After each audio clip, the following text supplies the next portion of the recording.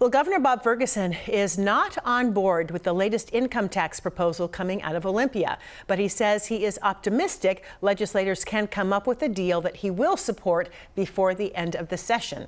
Our Olympia Bureau Chief Drew Mickelson joining us live at the Capitol to explain. Drew.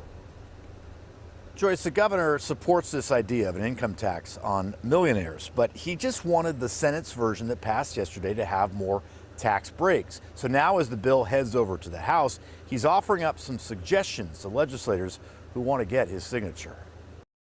I've said multiple times that any bill I sign must send a significant percentage of the revenue back to Washington families and small business owners.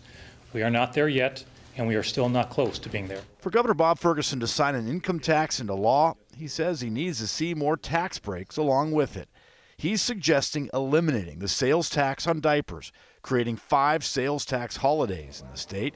He wants more rebates for low-income residents and tax cuts for small businesses. We need to go much bigger to assist small business owners who help power our economy and create jobs. We should use $1 billion of this new revenue to give small business owners a significant, and that's an understatement, tax break. Our priorities are all screwed up, Mr. President. Nothing will get Republicans to back the income tax on those who make more than $1 million a year.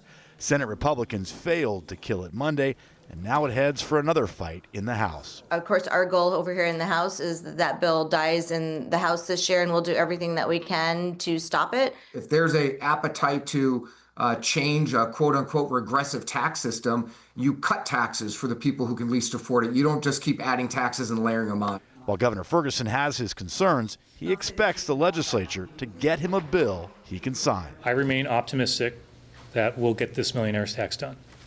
Of course, it's not a guarantee. It's complicated. There's a lot going on, but there's a lot of effort going into it.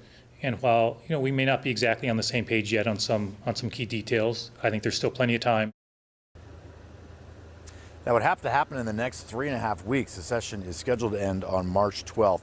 There's a lot of concern from Republicans that this tax for just millionaires would eventually be lowered to include perhaps everyone in the state. The governor made it clear today, while he's in office, he says he will not sign any bill that would get that threshold lower than $1 million. Joyce? And then how about the sales tax holidays? How would that work? It's something the governor said, I think it was 18 states have some sort of form of this.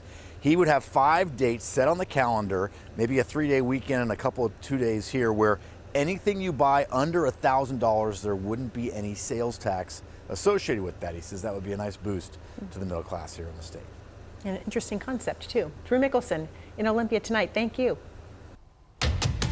Well, we know a lot of you have questions about this new tax proposal, and we want to help get some answers for you. Several King 5 viewers have asked specifically about home sales.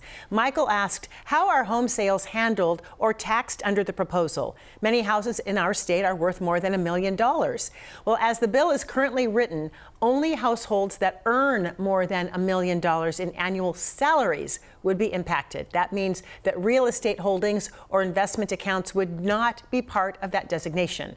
Legislators have not suggested that that's going to be changed in the bill this year.